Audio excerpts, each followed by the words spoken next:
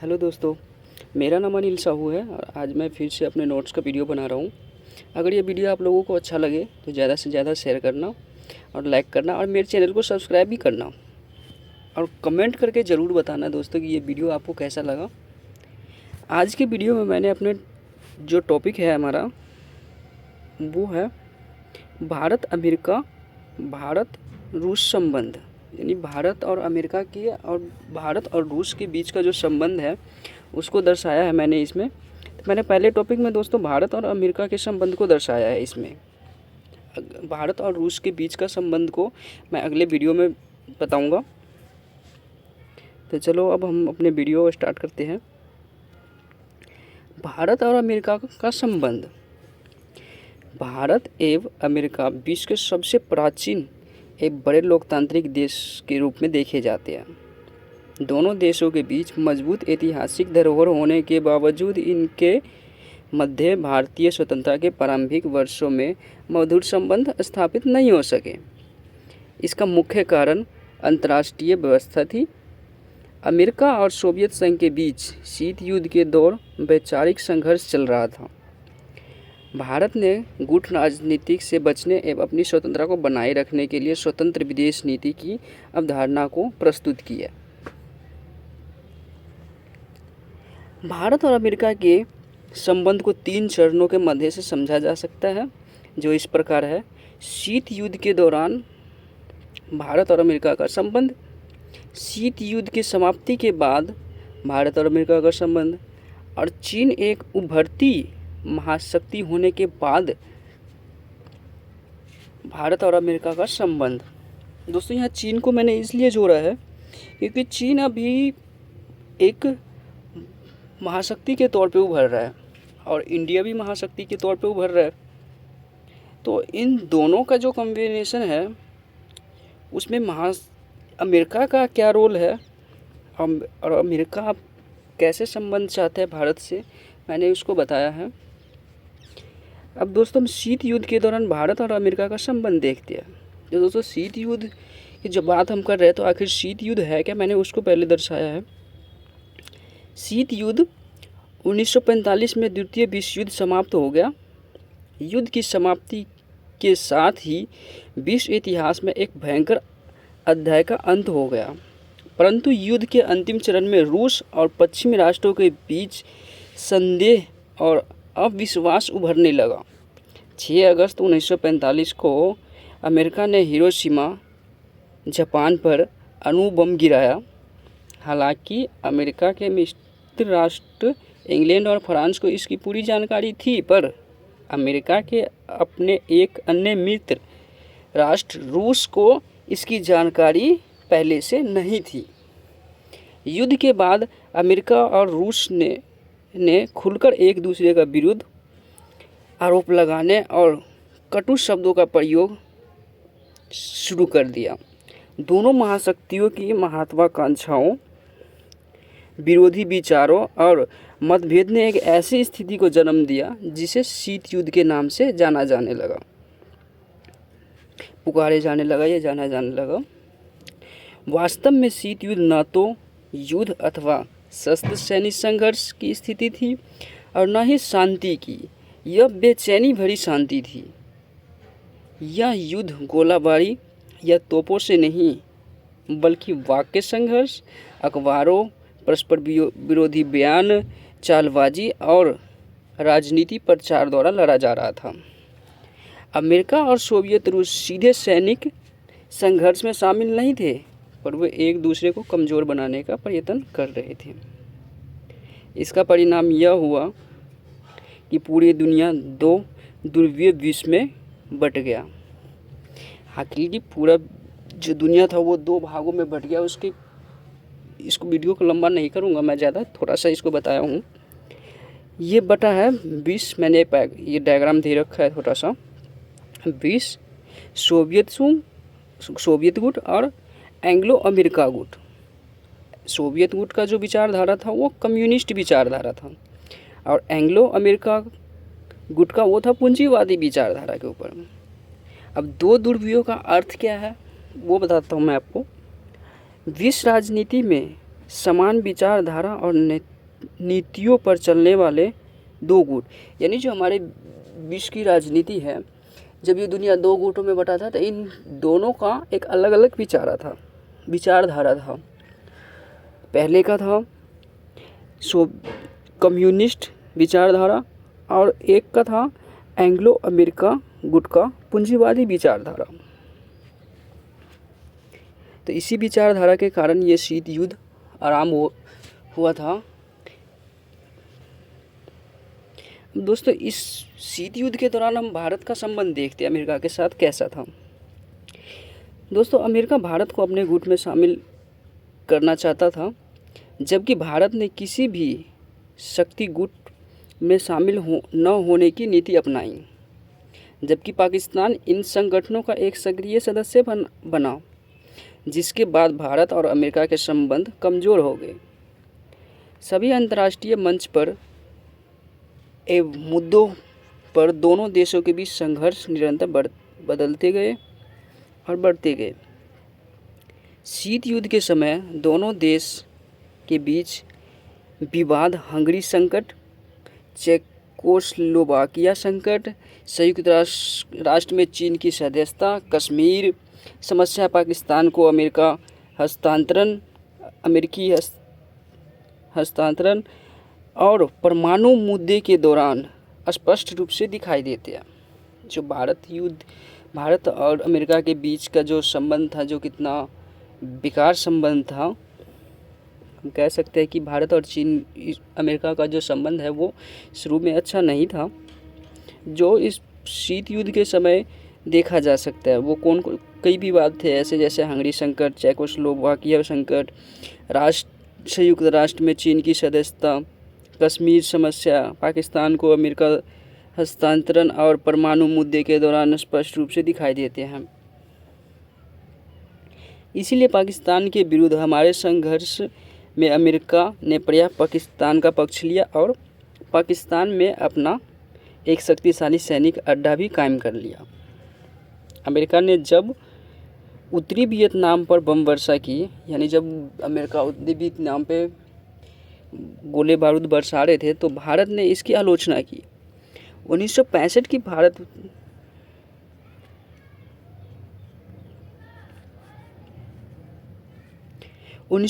के भारत पाक युद्ध में अमेरिका का रुख भारत विरोधी बना रहा। 1971 के भारत पाक युद्ध के दौरान भी अमेरिका ने सुरक्षा परिषद में पाकिस्तान के केस की भरपूर वकालत की। जो हमारा युद्ध हुआ था उसमें अमेरिका ने सीधी तौर पे पाकिस्तान का खुला समर्थन किया था। 1977 और 1979 के दौरान भारत ने अमेरिका के साथ अपने संबंध अवश्य सुधारने चाहे, पर भारतीय हितों की बलि देकर नहीं। इसलिए भारत के प्रधानमंत्री मोरारजी देसाई ने परमाणु अपसार संधि पर हस्ताक्षर करने से मना कर दिया, क्योंकि हमारे प्रधानमंत्री का कहना ये था कि जब हमारे पड़ोस के देश चीन के पास परमाणु हथियार है तो हम अपने देश की सुरक्षा को खतरे में नहीं डाल सकते। इसलिए उन्होंने इस संधि पे हस्ताक्षर करने से मना कर दिया। शीत युद्ध की समाप्ति के बाद भारत और अमेरिका के संबंध देखते हैं कैसा। दिसंबर 1991 में राष्ट्रपति गोर्बाचेव ने सोवियत संघ के विघटन की घोषणा की। इसके साथ ही दो ध्रुवीय विश्व का अंत हुआ और शीत युद्ध की समाप्ति हुई। संयुक्त राज्य अमेरिका अब विश्व की एकमात्र महाशक्ति बन रही। शीत युद्ध की समाप्ति के बाद भारत और अमेरिका संबंधों ने एक नया चरण देखा। यह काफ़ी हद तक भारत के आर्थिक परिवर्तन का कारण था।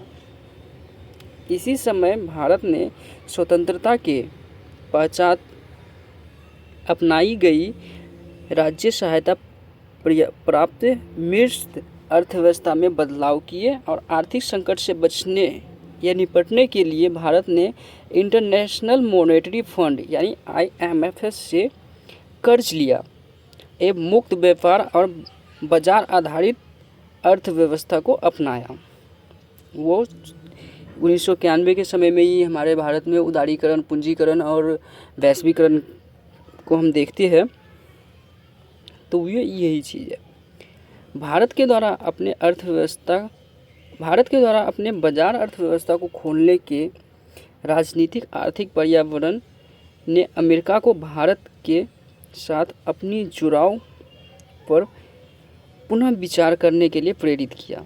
जब भारत ने अपनी अर्थव्यवस्था में बाजारीकरण लाया और अपनी अर्थव्यवस्था को अमेरिका की अर्थव्यवस्था के हिसाब से चलाना चाहा, जैसे उसमें बाजारी अर्थव्यवस्था उपलब्ध थी और उदारीकरण की, और मुक्त बाजार व्यापार के माध्यम से भी अमेरिका सोचता था कि विश्व में मुक्त व्यापार हो।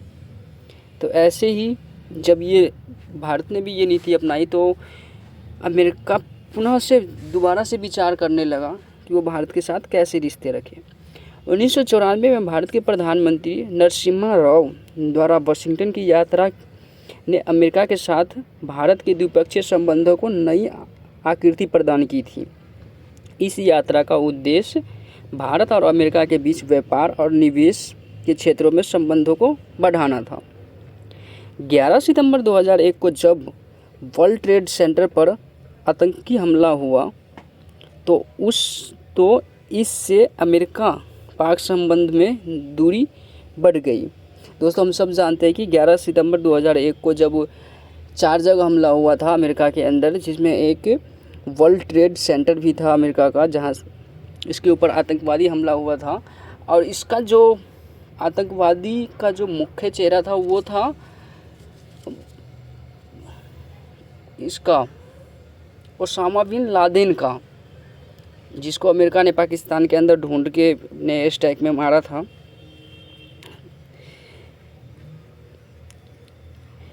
ग्यारह सितंबर 2001 में जब वर्ल्ड ट्रेड पर हमला हुआ तो इससे अमेरिका और पाक के संबंध में दूरी बढ़ गई। साथ ही बुश वहाँ के राष्ट्रपति था, उसका पूरा नाम बिल क्लिंटन बुश है, प्रशासन ने परमाणु परीक्षण के भारत से प्रतिबंध हटाने के बारे में विचार किया। यानी जो अमेरिका ने भारत पे परमाणु परीक्षण के जब किया था भारत ने, तो उसके ऊपर आर्थिक प्रतिबंध और लगा दिया था भारत के ऊपर अमेरिका ने, तो उसे हटाने के लिए विचार किया।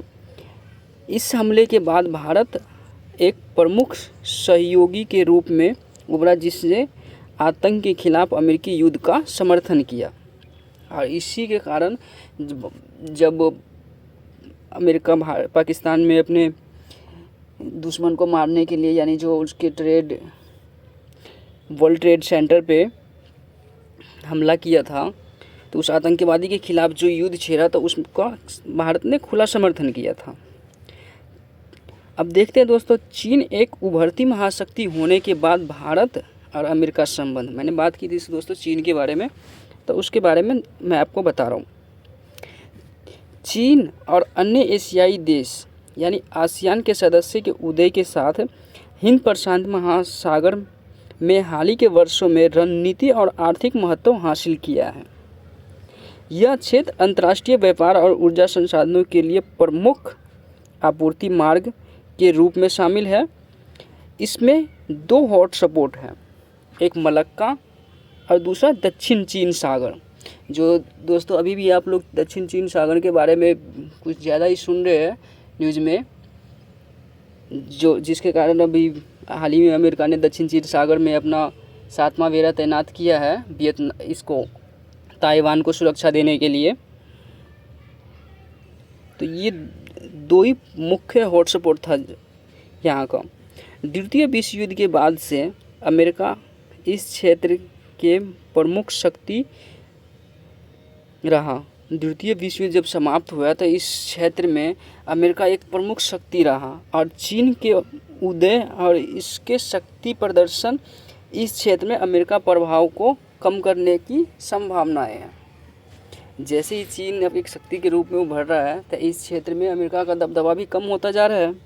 परिणाम स्वरूप यूएस पैसिफिक कमांड का नाम बदलकर हाल ही में इंडो पैसिफिक कमांड रख दिया गया है। आप देखते हो सुनते हो दोस्तों कि इंडो पैसिफिक है क्या?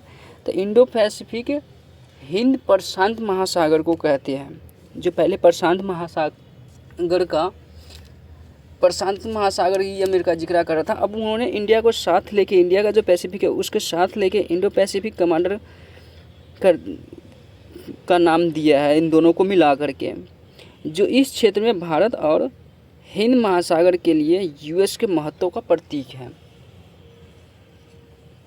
इस प्रकार भारत और अमेरिका हिंद प्रशांत क्षेत्र में अपनी रणनीतिक समझ और साझेदारी को मजबूत करने की ओर बढ़ रहे हैं। इस प्रकार हम कह सकते हैं कि भारत की सामरिक सभ्यता भू रणनीति महत्व पर आधारित है, अर्थात भारत की जो शक्ति है वो उनके भू रणनीतिक यानी जो देश की राजनीति है उसके ऊपर आधारित है। अमेरिका को चीन के महत्वाकांक्षी वैश्विक विस्तार के खिलाफ विकल्प एवं सहयोगी के रूप में भारत की आवश्यकता है। जो भारत की आवश्यकता कितना है अमेरिका को, वो आप देख सकते हैं। अमेरिका को हम देख सकते हैं दोस्तों। इसमें दोस्तों मैंने ये निष्कर्ष भी बनाया है। निष्कर्ष में लिखा है, उपयुक्त व्याख्या के आधार पर कहा जा सकता है कि स्वतंत्रता के बाद भारत और अमेरिका के बीच मधुर संबंध स्थापित नहीं हुए। अमेरिका हमेशा अपने वर्चस्व को बनाए रखने के लिए भारत पर कई तरीके के और समय समय पर प्रतिबंध लगाते रहे हैं, जैसे पाकिस्तान का समर्थन, परमाणु परीक्षण से भारत को रोकना, भारत पर आर्थिक प्रतिबंध लगाना इत्यादि। परंतु जब अमेरिका को भारत की आवश्यकता पड़ा है तो वो इस सभी प्रतिबंध को हटाने भी लगे हैं और भारत के अच्छे संबंध स्थापित करने लगा है, भारत से अच्छे संबंध स्थापित करने लगा है। इसका एक मुख्य उदाहरण हाल ही में चीन के विस्तारवाद नीति को रोकने के लिए भारत की अमेरिका को बहुत आवश्यकता है, जिस कारण वो भारत से अच्छे संबंध रखना चाहता है।